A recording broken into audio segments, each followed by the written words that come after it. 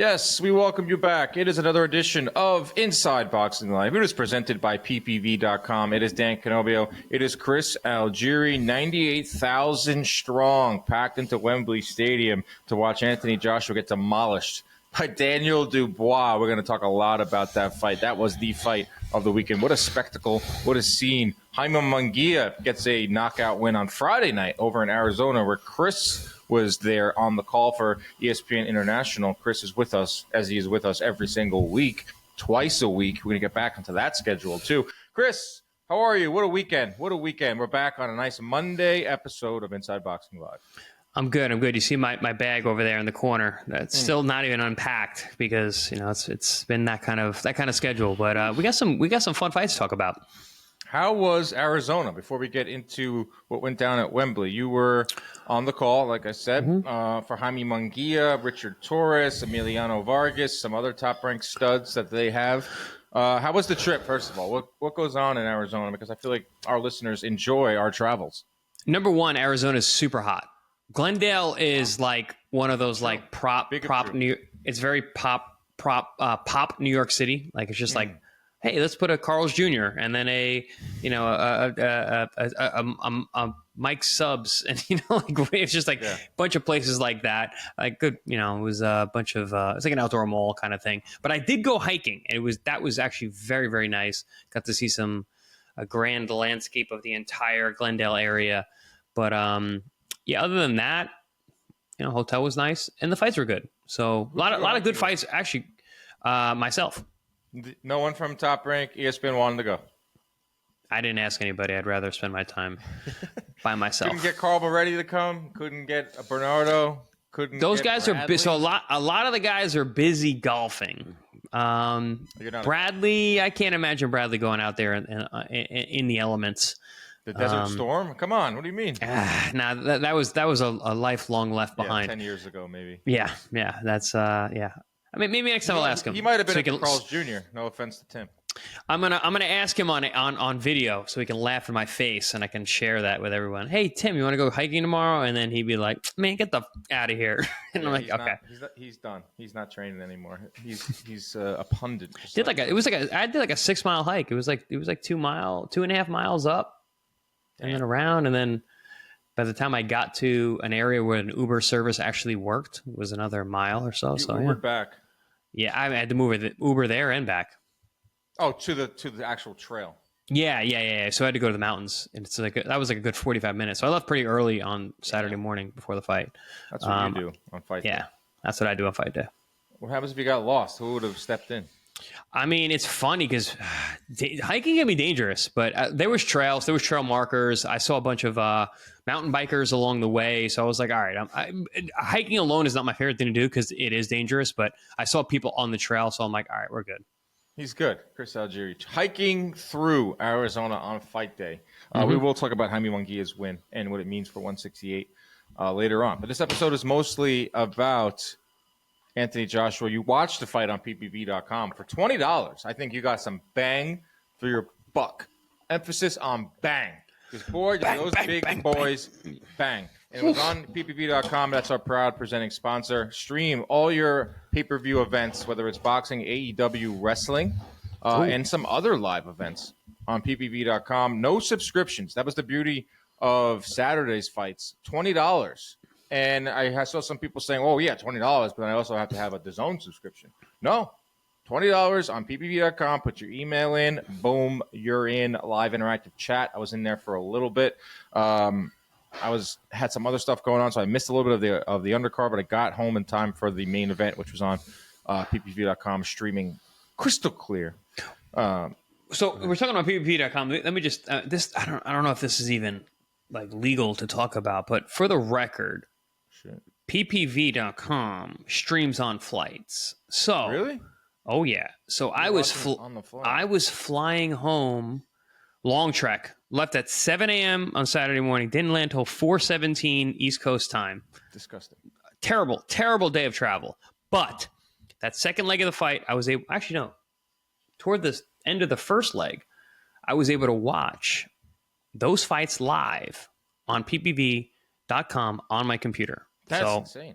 Another amazing reason to be joined up with PPV.com I don't think it's illegal. So I don't know if it's legal or illegal. Or I feel like it's illegal. I feel. Is it? They say not to stream on the flights. What is but it? You're gonna bring down the plane? Apparently, you have to put your phone in airplane mode, which the biggest has never brought down a flight ever. By the way, but they do. They still tell you to do that. I sat next to a pilot once, and he was a big boxing fan, and I'm just a general. I like flying and little facts about flying. So he asked me a bunch of boxing questions, and I asked him a bunch of flying questions. And he said, taking off is way harder than landing. Turbulence. Interesting. Don't worry about it. Don't worry about turbulence, Dan. I knew about turbulence. Knew about he gave me some insight onto like where all the pilots sleep in these like little houses, like all over these little hubs and like bunk beds and stuff. Didn't sound too glorious or too nice in terms of that. But he also did tell me that I forgot what we were saying here. What was the point of this? Airplane mode on phones. Right. He said, no plane is ever going down because you leave your phone on or your device. It's the same thing growing up. Remember our parents told us if you put the light on in the car while you were driving, you were going to go to prison. Yeah. That's not true either. Yeah, I got that a lot. Chris, you're allowed to stream on the flight. And to know that PPV.com has a clear stream, strong feet in the air, that's just even more reason to order fights at PPV.com. So, guys, I was literally on the flight home I was going from Phoenix to Atlanta, and I was watching the first couple fights on there, and then from Atlanta to South Florida to Fort Lauderdale, still watching flights. No problem. Great stream. I got a little thing buffer. Like 2 times. Literally, the buffer went on. I was like, no, and then it opened up. I was like, good. All right. Double buffer. Michael Buffer. He was there. He was there. Let's get into it. Big fight of the weekend. 98,000 strong at Wembley Stadium. A sea of humanity. What a freaking scene that was. Anthony Joshua versus Daniel Dubois. Daniel Dubois takes out Anthony Joshua early and often from the opening bell. He was on his ass. He was on AJ. I don't know what the heck AJ was doing in there. I think he might have been zapped. I think he might have been warped. I think he might have been hypnotized because this guy threw technique out the window. One of the most technical heavyweights there is right now in the game. I don't know what the heck happened, Chris. Can you make sense of it? Can you make sense of what happened inside that ring? Kudos to Daniel Dubois, who is now the legitimate IBF heavyweight champion. Dan, I don't know why I didn't see this coming. And I think I'm blinded by the fact that I'm such a huge Anthony Joshua fan that I was like, Joshua's going to win. Joshua's got all these things, like whatever. But if you really looked at it, that was inevitable. That was going to happen. People like us who are thinking Anthony Joshua was going to get the win, were thinking, experience, Wembley, been there. Dubois has struggled psychologically in fights, although his last couple fights, he's really overcome that. But was that really going to matter? And was that really going to be the difference when he came to that moment in front of 98,000, in front of Anthony Joshua, the best guy he's ever fought? And he showed up. You could see it. I saw it right away. Dude, I saw it on the ring walk. He was running into that ring. Anthony's ring walk looked awesome. Yeah, I mean, that was tremendous. That was like, I'm like, wow, all right, here we go. But Dan, did you see it? As soon as he stepped in the ring, I'm like, oh, it's gone. He left it on the walk. He was gone. He looked nervous. He looked tight. He looked stiff.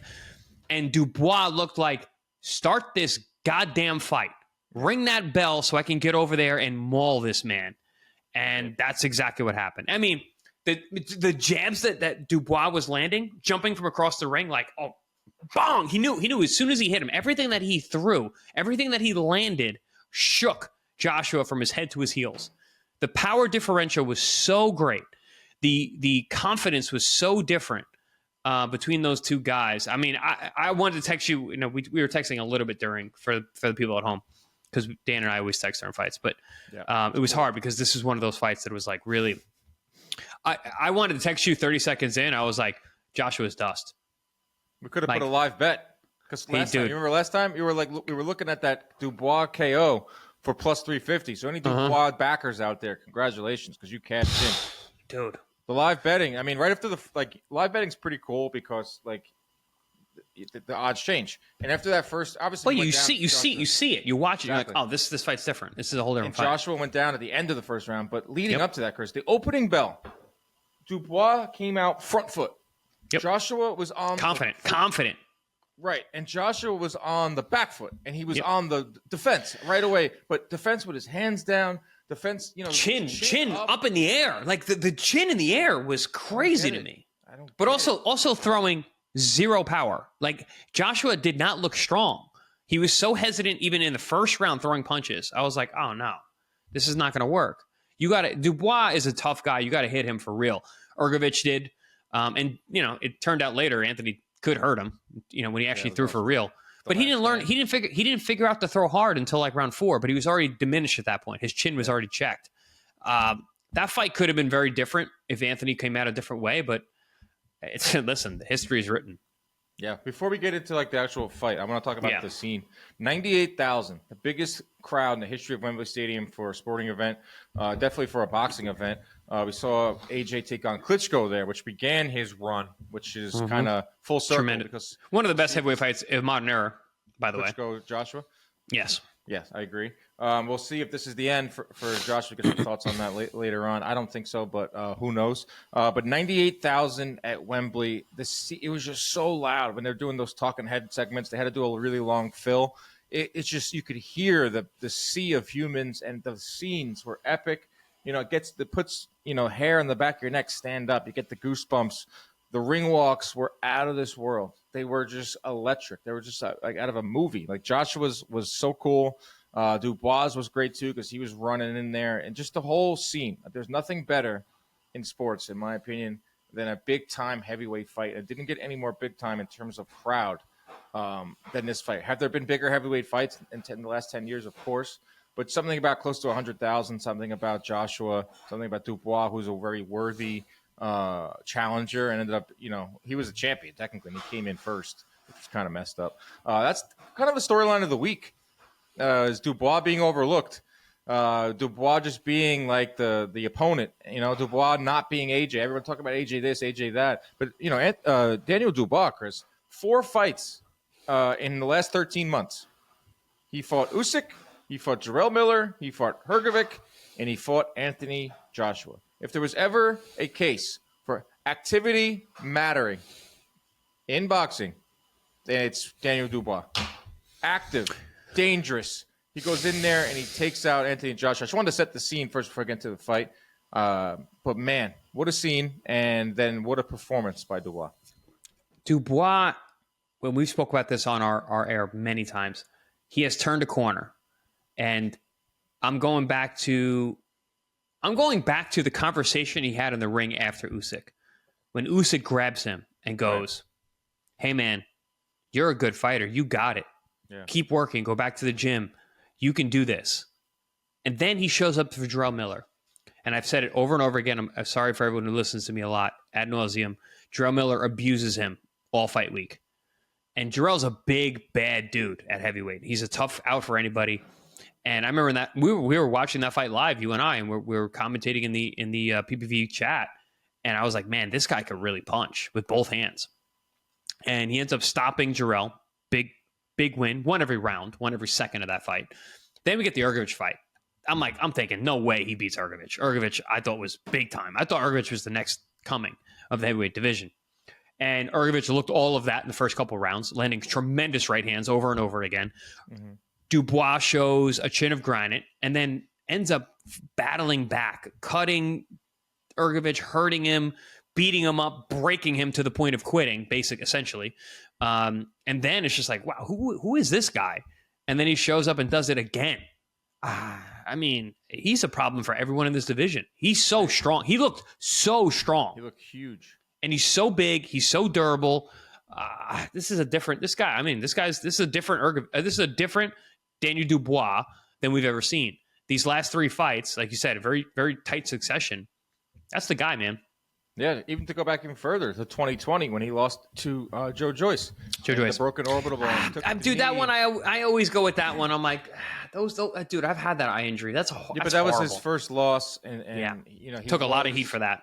He was signed, Daniel Dubois, by Frank Warren right in the middle of all the AJ hype, before AJ had even lost to Ruiz, and he was supposed to be the B to Anthony Joshua's A. You know what I mean? He was supposed to be Frank Warren's Anthony Joshua, not in terms of like magnetic smile or personality or star power, in terms of being able to beat Anthony Joshua one day. Yep. And he loses in 2020 to Joe Joyce. He takes the knee, he breaks the eye, the orbital bone. He is pretty much left for dead. You know how it is in boxing. One loss, especially if you take a knee, the visual of it, even if fans don't understand how devastating a broken orbital bone is, but knowing to live to Which fight, they never will. No one ever will. Fighters who haven't even experienced that will never understand what that's like. That's what I mean. Like, he took a lot of flack, and 4 years later, I went to bat for him on that. I don't know if I was still on Twitter at that time, but I got asked by people. I got interviewed, and I said, I was like, listen, you can't judge a man by that. Yeah. Kudos to Dubois. I mean, he's got everyone's respect now. I saw Jarrell Miller on the ring apron, smiling with Daniel Dubois. I'm sure Philip Pergovic was watching somewhere, you know, maybe with a beer in hand, a little bitter, but also kind of like, you know what, kid, you did it. Like the bully, you know, give him a little head nod. The whole boxing world is respecting Dubois, because not a lot of people were picking Daniel Dubois to beat AJ. I'm sure there's some out there because of the odds and everything, but now you go in hindsight a little bit and you think about Joshua. You know, you just think about it. The win over Valine, solid, but not really a top 10 heavyweight. He had no resistance in those fights. Right, and the Ngannou fight was legitimately nothing, but it was a powerful knockout. Some of the other comeback fights that he had along this with Franklin was that was not a very good fight, honestly. Right, but you're right, Chris. What you said something at the beginning of this show is like we're kind of blinded by Joshua. We're blinded by this guy who that's what Anthony Joshua is. That's why he's so compelling, because he's such a star. You know, we care so much. Such a stud too. He's a stud and a star. Like he's such a stud. He's so damn good. He's such a big star, and had these string of knockouts over Ngannou and some other impressive performances, and picking himself up off the mat. But if you really can use hindsight and look back, you say, come on, take a look at who Dubois has been fighting over the last year and a half. He's also very young. Take a look at what Joshua was doing over the last year or whatever. He made the bag against Ngannou. Looked good in some of these fights, but once again, activity matters. Competition matters. Going in there with Usyk, going in there with Hrgovic, and it showed. Another thing too, Dubois being the specimen, he made Joshua look small in there. Anthony Joshua is one of the biggest humans I've ever seen interviewed. Anthony Joshua, and Dubois made him look tiny in there, and ended up bouncing him around the ring, outlanded him like 3-1, stopping him. That last sequence, just talk about that. I mean, this was like Hagler Hearns, bro. This thing lived up to everything. With all the fans there, a shootout. Down in the first round, Joshua. On a punch that probably would have knocked out just about anyone. I don't know how he got up from that, but his legs were gone from that first knockdown in the first round. Perfectly placed right hand on the chin of Joshua. Hit nothing but chin. Nothing but. First overhand, of all, Chris. Overhand right on the ropes. Chris, bang, how the heck? Chin. How did he not see that? How did Joshua not see that punch? I just don't understand his game. You mentioned the size. I don't think Anthony is used to fighting guys that are as big and as long as him. So he thought he was safe. He pulls back normally with guys who are shorter than him, normally with guys that don't have a reach like him. He was safe there. That punch landed right on the end of the shot, which, guys, for people at home, that's the biggest power you have is at the end of the punch, especially when you have a long leverage, long arms, the way that these heavyweights do, these modern heavyweights. So I think he thought he was safe. And I'm going to go to something that I said when I did a post-fight live with ProBox TV. Todd Grisham said it on air, and this is like such a terrible thing to say about fighters, but I think he's damaged goods.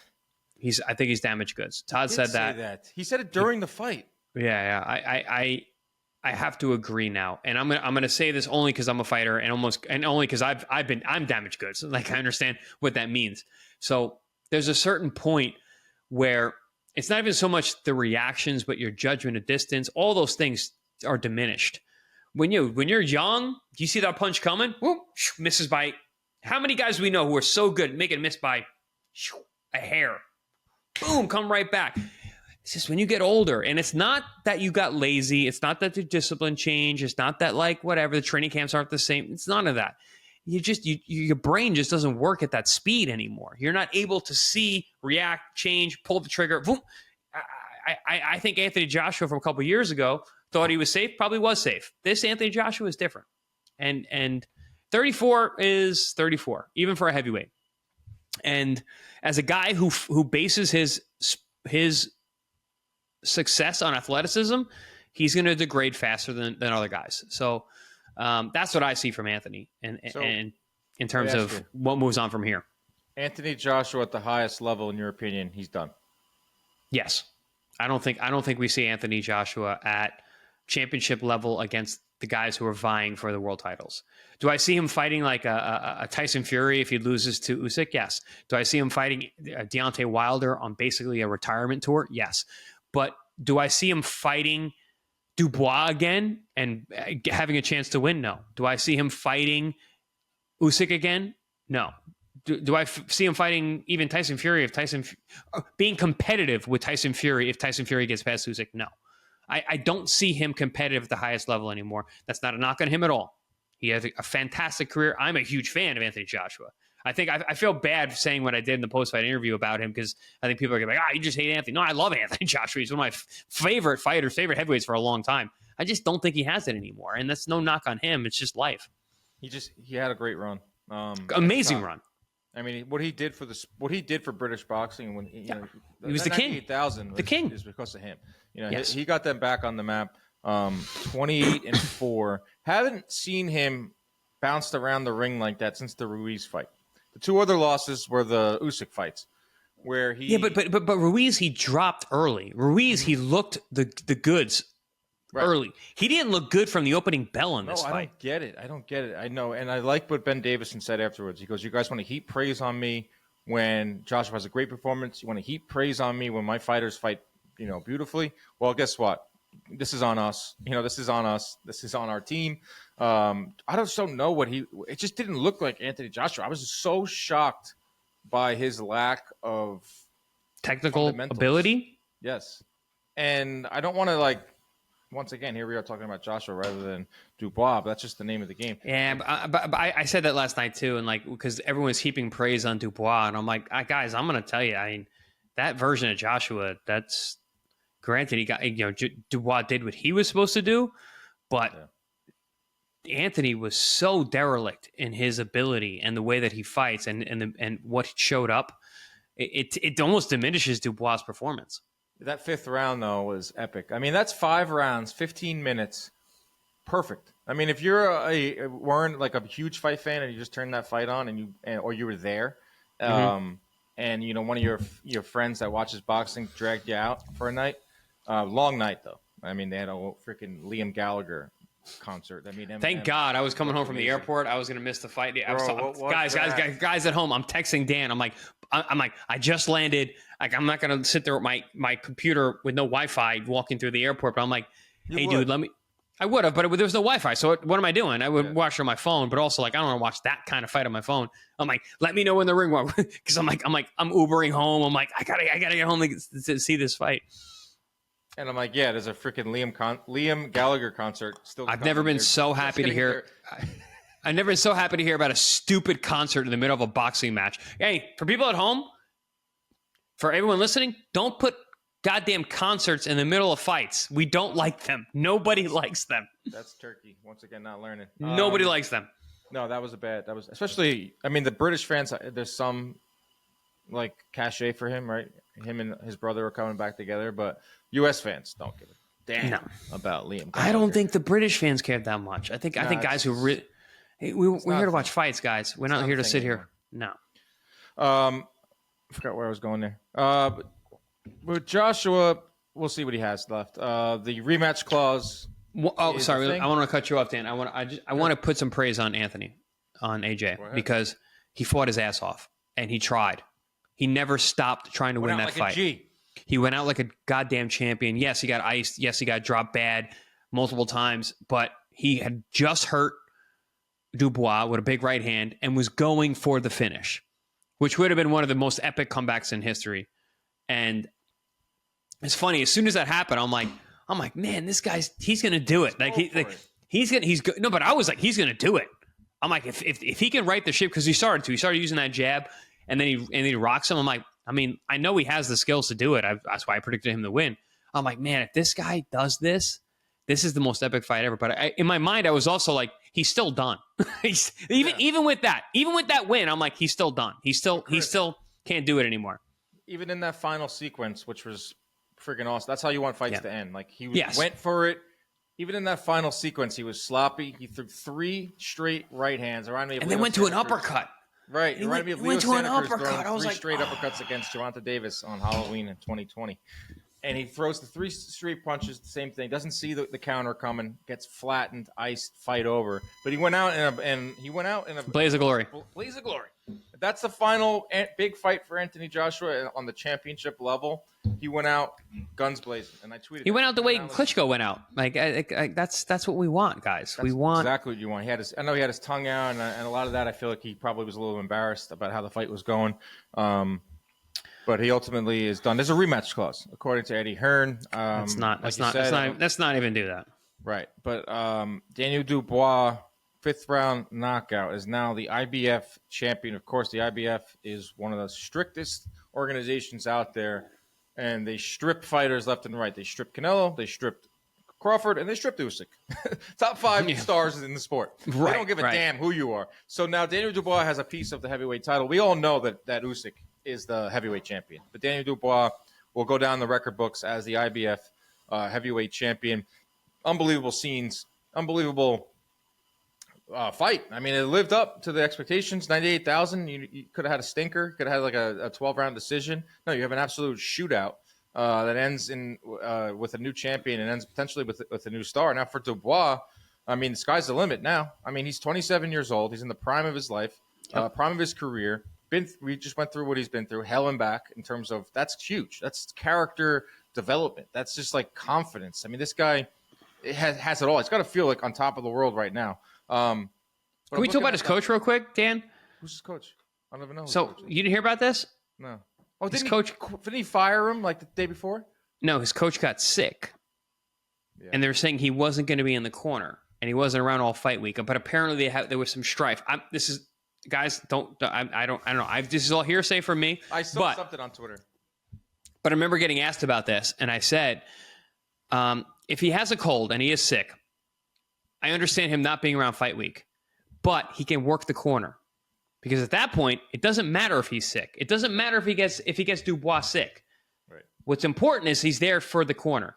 Guess what? When I saw him in the corner, and I was like, oh, okay. Okay, like I said, the guy can be there. You could be sick and be in the corner. I understand fight week. Guys get sick fight week. I've gotten sick fight week. It's horrible. It's terrible. It really can fuck a whole fight. But sounds terrible. Terrible. I had the flu when I fought Daniel Gonzalez in New York. It was horrible. Ooh, I think Golovkin when he fought. Rosado. Rosado.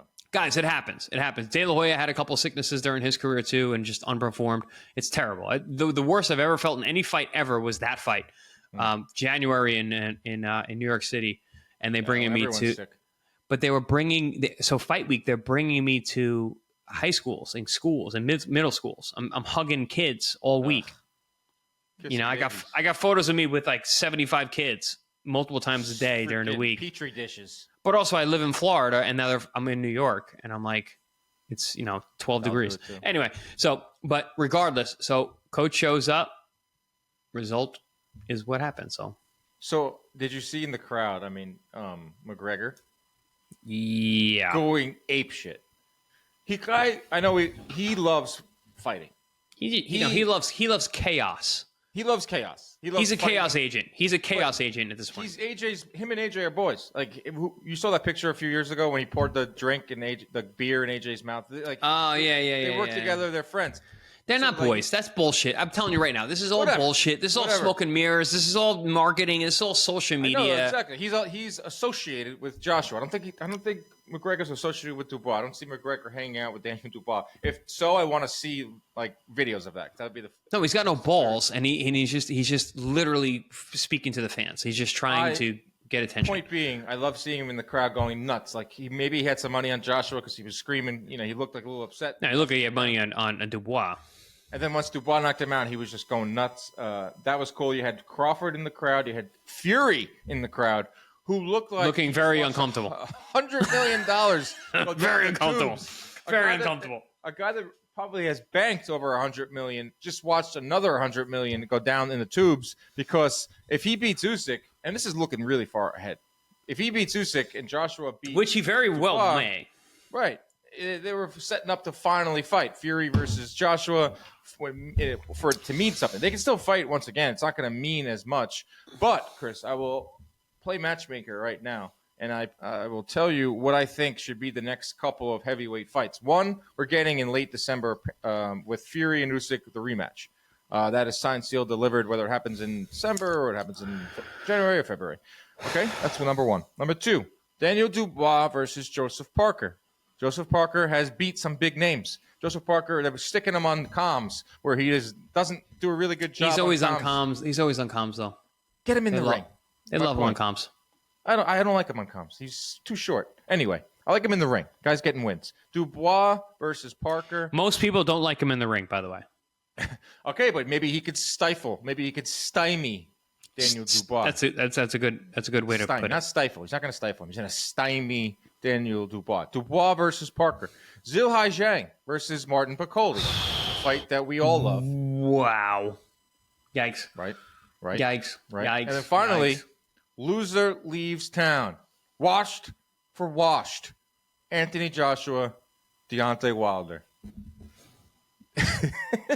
Someone's going down in that fight, and it's probably going to be Wilder, because I think Joshua has more left than Wilder. I don't see anything on Wilder's punches. Dan, I don't know about that.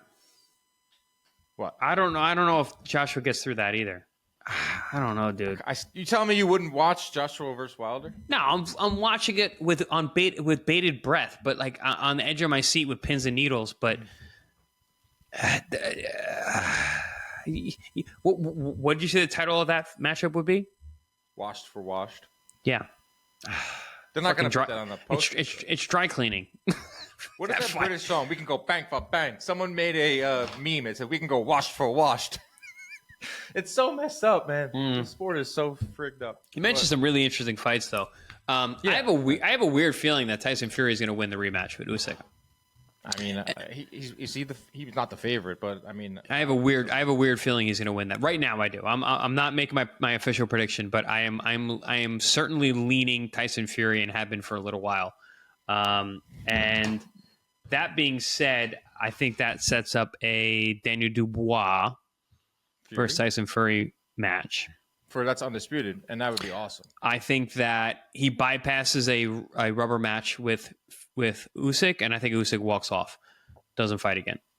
And then I mean, Usyk doesn't have to fight again. No, that's the beauty of he doesn't even have to fight this fight. Like now he's in the A side. Now he's like enjoying everything that comes along with that. He's gonna make a redunculous amount of money in the rematch. Win, lose, or draw, it doesn't matter.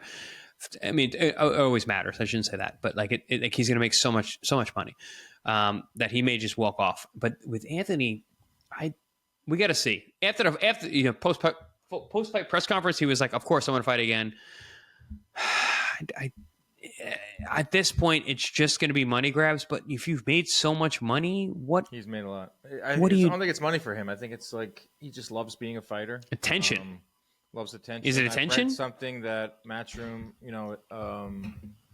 is coming up on a new deal with DAZN. It's kind of the same thing going on with McGregor in the UFC. McGregor, like, there's a theory out there that the reason why McGregor hasn't fought this year is because UFC and ESPN are nearing the end of their deal, and the deal is for more money if McGregor has 2 fights left on his deal rather than 1.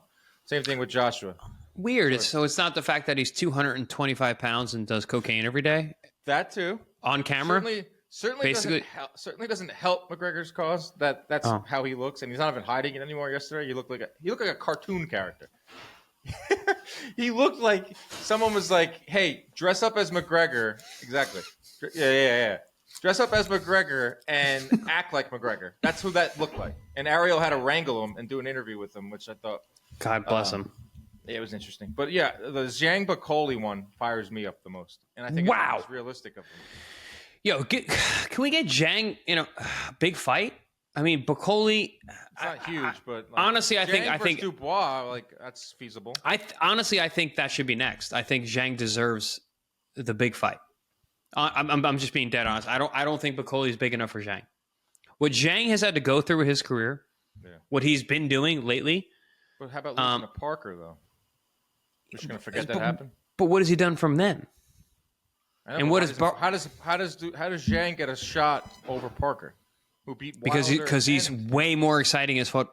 I get it. Like, if we're doing so they fought the same guy. They both fought Wilder, right? And Parker beats Wilder by outboxing him, gets dropped twice. Zhang absolutely demolishes Wilder, so that immediately puts him ahead. Yeah, if you want to make Zhang Parker, I get that, but like otherwise, Zhang's ahead of Parker. No, I agree. I'm just playing devil's advocate here. Like Zhang, Bacoli is like the hot fight right now. Zhang, I think Parker Bacoli makes more sense, and then Zhang Dubois. Yeah, but this if boxing were righteous. I will say this though about like the Riyadh season and like what all the heavyweight fights we're getting is like there's a rematch clause technically, but they've ripped those up before, and they have given us fights that make more sense. Like if no one really wants to see Joshua Dubois too. Can we talk about Turkey's predictions and how they're at 0% at this point? Because he wanted Fury Joshua. Yeah, it's not predictions. It's him counting. It's him looking at fights before. Cart before the horse. Every single time he does that, it fails. So betting odds. You guys at Vegas, whenever Turkey wants to set up a fight, literally bet on the guy who's supposed to bet against the guy who's supposed to win because he's at 100% at this point. It's literally 100%. Yeah, the heavyweight division is so much fun. I mean, this so much fun. Finally, this fight a couple of years ago doesn't get made, or it's not as big. We're not looking at a Zhang versus anybody because he's frozen out. Bacoli beats Jared Anderson, and now he's in the discussion. Or we're talking washed versus washed fights just for the hell of it, and they actually might happen. Yeah, but they're fun. They're fun. Exactly. Heavyweight boxing is so much fun. It's a separate sport than the rest of the sport. Mm-hmm, it's just a whole different ecosystem. It's a whole. If I was a heavyweight, I would still be fighting because you could knock me out, but I might knock you out. And I'm gonna make. Yesterday it didn't matter. They had a combined 5 losses. Who cares? I mean, both these guys. We've seen both these guys lose at the highest level numerous times. Yet no one cared. Mm-hmm. It was 100,000, and it was awesome. That's what boxing should be. Thank you. I don't know who I'm thanking, but thank you. Undercard. We're thinking Turkey. We're thinking Turkey. He's making these fights happen. I'm still going to thank him. Okay, thank you, Turkey. Undercard wasn't that great. One of the biggest highlights was Josh Warrington losing. Wasn't bad. Putting his gloves down, Undertaker style, WrestleMania. Somebody said that he should have put his elbows and forehead on the canvas. One of the dirtiest fighters ever. Josh Warrington lost to Anthony Kakachi, who is going to potentially move up to 135. He's the IBF He's a big guy. I can't believe he's huge. Speaking of big guys, this big guy with no power, but apparently destroyed Joe Cordina. Speaking of big guys, 6'2", 6'3" middleweight Hamza Shariz. Dude, what is that? What is he? Monster. Is what he is. He's something else. I'm becoming very high on this guy. Him versus Janibek would bring the middleweight division back. We got to see him against somebody for real. I know he fought Ammo Williams. To the Janibek fight. I'm big on Ammo Williams, but he destroyed Ammo. But I need to see him against a world class guy because Ammo wasn't world class yet. Like he had all the physical attributes to be world class. And would look like pedigree to be world class, but he was never there. And if you've never been there, you've never been there. It's a different thing. But I'm big on Shiraz. Like Janibek is just whatever. I mean, he's a very technical inside-out fighter, in and out, I should say. They're the two best, so get them in the ring. There was some talk about Janibek's team declining a contract to fight on this very card against Shariz, or a future Riyadh season card. So maybe they can get that going because the middleweight division It's pretty bad, but we have a really good one here in Shiraz. What else happened? Buatsi beat Hutchinson. I know you have some thoughts on that. Very impressive to me because I thought Hutchinson looked fantastic against Craig Richards. And Craig Richards is a really, really tough out. He gave Bivol all he could handle. And Hutchinson dominated, kicked his ass. It really showed his class in that fight. I was very, very impressed. Very confident guy. And going into this fight, I was like, I'm a huge Buatsi fan. Don't get me wrong. I think Buatsi is super class. Very physical, good puncher. But I was thinking about this fight. I'm like, this is a fight. This is a fight. And it really wasn't. I know the scorecards were close, which there were some really funky scorecards on this card. Someone had Hutchinson winning. Which is crazy. Because the other two judges had Buatsi wide. And they're announcing the scorecards. And the first scorecard they announced for Hutchinson. And Buatsi was like, what are we doing? He scored 2 knockdowns. Dominated the fight. For the vast stretch of it, was certainly the better fighter. Hutchinson boxed very well. He made it a tough fight for sure, but no question, Buatsi wins this fight. So when those scorecards are getting read, you see Buatsi literally thinking his world is coming down around him. But then the next two judges got it right, and they had it very wide because it was. They had him by like 6, 7, 8 rounds points, as they should have. But I think Buatsi is a real player at 75. And I mean, I'm talking about even the top guys. I'm talking about even the Beterbievs and the Bivols. Benavidez? Benavidez, Buatsi today. All of them. All of them? I got to see. Benavidez versus Buatsi. Who wins? Those are Dan. You just put 2 of my favorite fighters in the game today. Honestly, I'm a big Buatsi fan. I really like him. I know this about you. You didn't know that about me. I really like him. You knew. I knew. You know I love Benavidez. Yes. But I really like. I really like Buatsi. It's a great division, man. Now you add him in there. Beterbiev, Bivol, who fight. 3 weeks, which is that's a fight, man. Benavidez, Dan, you just twisted my whole brain up thinking about Benavidez and Buatsi. Now, I never really thought about that until I realized they're in the same weight class. They could fight because of the Riyadh season, and it's an interesting thought. Benavidez is ranked ahead of him in ring, if that means anything to you, but I think that's just name recognition. And Buatsi means nothing because of Riyadh. You said Riyadh, it means nothing. No, right. No, I meant ring ratings. No, but I mean, but I mean, in the world of Riyadh, it means nothing because those fights could be made no matter what. Right. David Morrell ranked 10th. Bodzik, Willie Hutchinson. It's a top heavy division. It's got 2 guys. It's got the number 1 fighter in the division is Beterbiev, and he's 40.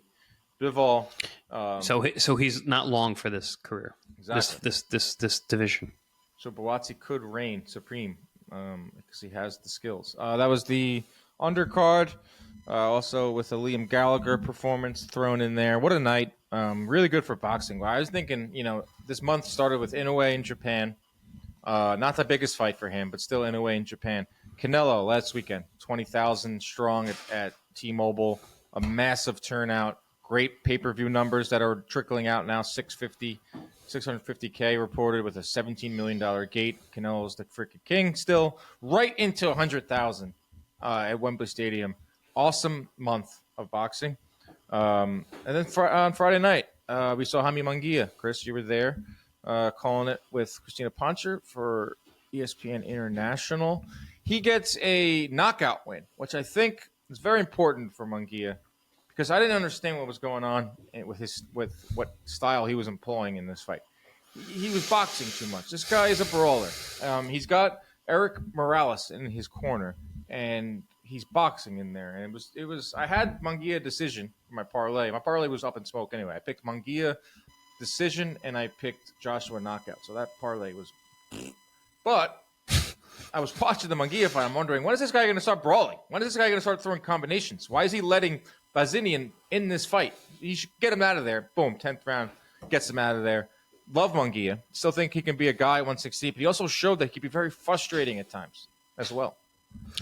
So I got a lot of inside baseball, obviously. This is why I'm on the podcast. This is why you asked me to join the show back in 2022.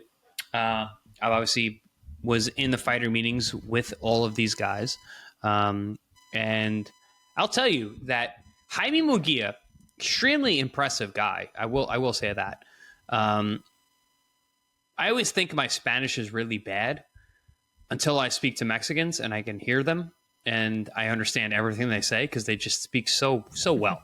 Jaime is very, very well spoken. And Mexican Spanish is very clear and distinct and proper. So I understood everything he was saying during the fighting meeting. He is a very well-spoken, very well-thought-out individual. And he understands boxing. He has a very high boxing IQ from what he was saying. And he spoke about the differences between training with Freddie Roach and with Eric Morales when it came to strategy and technique and hard work. He also mentioned training at altitude, and that was something he was missing when he fought Canelo Alvarez because Freddie doesn't travel.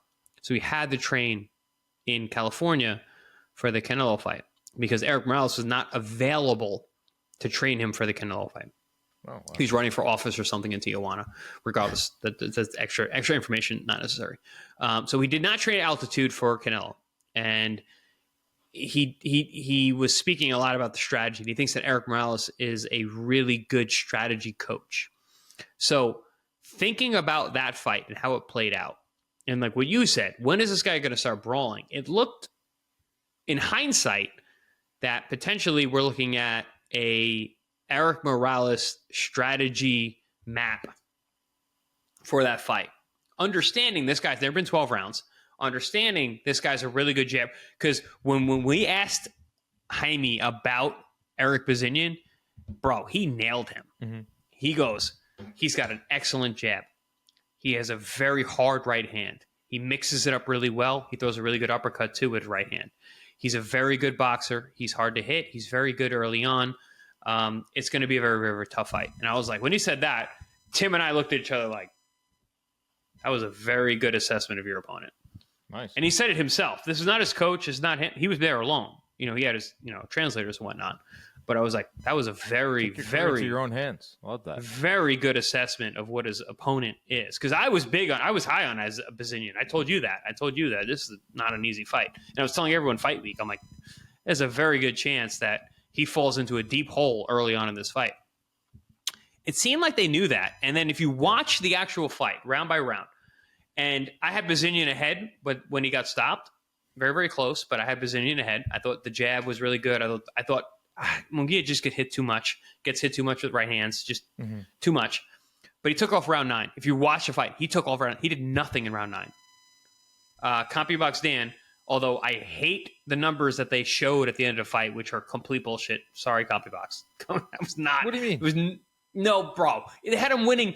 They had him landing 149 punches to 79 for Bazinyan at the end, and I was like, that's no shot. No shot. That was what were they? I didn't see the stats. What was the distribution? Like Bazinyan throw mostly jabs or mostly power? They had well, I was just talking about connects. It was like 149 to 79, which made no sense to me because I thought Bazinyan actually landed the better punches throughout. Power shots. So you got to use that as well. Right, which, I mean, I talked to everyone ringside. Everyone agreed on that. But regardless, close fight. But in the 9th round, I was going to say, if you look at the numbers, I think he threw like 20 punches in the 9th round. He did nothing. And we're like, wow, we taking a round off? Round 10, he comes out gangbusters. And that was part of the game plan. He said, my corner told me to take off round 9 and really push it in round 10 because he said he could feel Bazinyan was getting weaker. Which you could see. He's never been 12. So come round 10, which is the most he's ever been, never fought a guy like Munguia. He comes out guns blazing, beats him down. And as far as I'm concerned, from what I saw, Bazinyan quit. The heat got heavy, and he just bailed. He folded like a chair. 12 punches in round 9. Fight low. Threw 12 punches. That's crazy. Right. And then Bazinyan outlanded Munguia in jabs, 47 to 43. Munguia had a very wide difference in power, which was pretty much what Munguia said heading in. Like, this guy has a great jab. I mean, he out-jabbed. He landed more jabs, but the amount of clean, sharp right hands that Bazinyan landed as well. Some of which buzzed Munguia, Right. and even though we said none of them hurt him, that's bullshit. I thought Bazinyan hurt Munguia more than the other way around. So, Munguia gets the win, Chris, and he is now signed with Top Rank. Christian Mabili, who's the number one ranked 168 pounder in a lot of different divisions, and Ring Magazine has him number one, is also signed to Top Rank. Will they ever fight? I would love to see them fight. I think that's a freaking can't miss fight of the year type of war. But Mabili, like I just said, is ranked number one in all these different organizations. He has the Canelo lottery ticket. So why would Mabili potentially go and flush that down the toilet by fighting Munguia unless he knows that he's not getting Canelo, unless Canelo's going to fight Bivol, Canelo's going to fight Crawford. Eubank or anyone. I would love to see Munguia Mabili. That right there is like the like the proper next fight at 168 for both guys. But that Canelo looming over Mabili, I mean, I don't know if it's going to happen. I don't know if you heard anything this weekend with some of the top-ranked people, but Munguia Mabili should be the next fight. I mean, they're both signed with Top Rank. I didn't hear anything, but don't be surprised if Charlo comes back in the mix. To fight who? Canelo. Yeah, Charlo is always going to be in the mix. He's a darling of the PBC. Like they're talking about bringing him back in December on that tank card. So, would not be shocked by think that, about that. So then we get Charlo, and unfortunately, we're not going to know because this is the way that Canelo works recently. Is that he announces the fight 7 weeks before, which holds up everyone else in the division. So you got guys like Mbili and Munguia who are going to be waiting. I mean, not Munguia. Munguia knows he's not getting that shot, but Mbili, who's like he's in weight. I could be the next guy. It's and mostly then they, Billy, because I'm looking at it now. No, Billy's next. I think if it's not Charlo, it's Billy in May. Charlo's not even in the top 10. Yeah, doesn't matter though. Do you think Canelo's not going to? No, it doesn't matter. No, it doesn't. But that's the point. Canelo could do whatever he wants. Right. Charlo was part of the plan from the when Canelo signed with PPC. He just has had his own problems outside of the ring. Mabili, Munguia, Plant, Berlanga, Pacheco, Iglesias. That is a nice, fun division. That's a top 5 or 6 guys. Throw Canelo in there, of course, as the man of the division. Well, he's the king. Yeah, he's the king. And then you have all these. I mean, these other bit players. 2 of them already fought Canelo in Plant and Munguia, which I think are 2 and 3. I think number 2 and 3 Canelo already beat. I got Munguia 2 and I got 3 Plant. And I think even after watching this weekend, I looked at that and I was like, yeah, I could see Plant beating Munguia. He had a lot of trouble with the guy. I really like the way Plant. I know Plant went down. I know he went down early in that fight versus McCombie, but I'm thinking more about how Plant finished the fight rather than the beginning of the fight. The beginning of the fight was extreme ring rust. The way it was not just that though, Dan. The physicality was a problem. He's just not strong enough. He's a 175 pounder. Yeah, but so is Munguia. Munguia is huge, and he's very physical. And even like a guy like Berlanga. Berlanga's huge. If someone who could be really physical with Plant, 175. Yeah, they're all big guys. Pacheco's he's destined for 75. And Plant would never looked small at 68, but he does now. The division got bigger. Right. With some of these other guys. And Canelo's not a big 168 pounder at all either. No. Yeah, that's what's going on at 168. Quickly, what are your thoughts on Richard Torres? Because, he got the co-main event. It wasn't supposed to be the co-main event, but he got the co-main event. I think he's really intriguing, has the silver medal, has a great profile, great kid. Brings something different to the table. That's what I tweeted out after the fight. Like, he's not... I don't know how far he can go in the heavyweight division in this era of super giant heavyweights like Dubois and Joshua, Fury. I don't know how far he can go, but I want to watch, and I think he brings something different to the table: the speed and the footwork. What do you make of Torres? My thoughts on him were never good, never positive. Like I didn't understand what everyone's attention was to him until this fight. And I saw the hand speed, and I saw his ability to make adjustments mid-fight against a very, very crafty guy in the Waco. I know I've done Lico forever. He's a Northeast crafty guy. in the term of him spitting out his mouthpiece until he got disqualified. That was really like that's an amateur move for someone who has so many fights and not have a mouthpiece that fits properly. Because guys at home, mouthpieces don't fall out. Never. Right. A properly fitted mouthpiece, you have to literally like get your nails under them and pull them out. It's a bitch to pull. It's a bitch to pull out a mouthpiece. The fact that he was just opening his mouth and it was falling out means he had an ill-fitted mouthpiece. So the fact that this guy has an ill-fitted mouthpiece is a super amateur move. It was very embarrassing to be on that stage and have that happen to him. But also he was getting outclassed anyway. And I thought Torres changed up his game plan because he's usually like a shot out of a cannon, big power punching guy.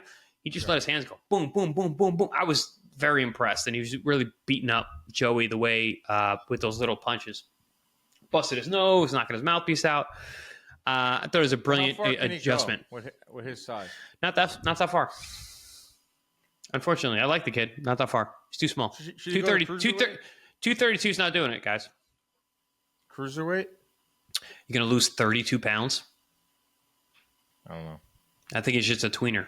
It's unfortunate. I think it's interesting because with Jared Anderson losing, he actually admitted that he felt some pressure as being like the next American heavyweight. He did say that, yeah. No American heavyweights. There's no American heavyweights. It's crazy. I don't really care about that because I look at boxing. I don't look at boxing like that. I look at it as it's a global sport. Yeah, I don't. Right. It doesn't matter to me as long as there's 5 to 7 intriguing heavyweights. I don't care where they come from. But just from an American standpoint, if you want to root for an American, I mean, he might be our last hope. Which is for the next couple of it's not good. It's not a good hope. He's 232. He's 6'2", 232. Daniel Dubois and Anthony Joshua were coming up on 500 pounds between the two of them. We're looking at two guys, 248, 252, 500 pounds in the ring. They're 6'6" and 6'7". 6'2", 230. Yeah. He's not a puncher like those guys either. He's not a big puncher. No, he relies on the footwork. He relies on the technique. He's fun aggression, to watch. Fast hands, very fun to watch. I think he's not the future. He's not the future of the heavyweight division. Who knows? Yeah. That is our show for this week. I hope you enjoyed it. We'll be back this week. We're gonna get back on our schedule of 2 episodes a week. End of the summer was tough with traveling and all that, but we're from here on out the rest of the year with a lot of big fights on the schedule.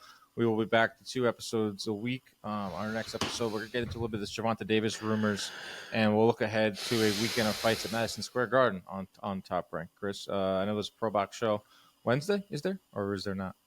No, the October 9th is the next show. Okay, so you have a little studio time. Reprieve. I can breathe. We'll be churning out content over at the Inside Boxing Live Content Factory. I hope you have a great rest of your week. Everyone, keep your hands up at all times. Protect yourselves at all times. Stay out of those DMs. Good night.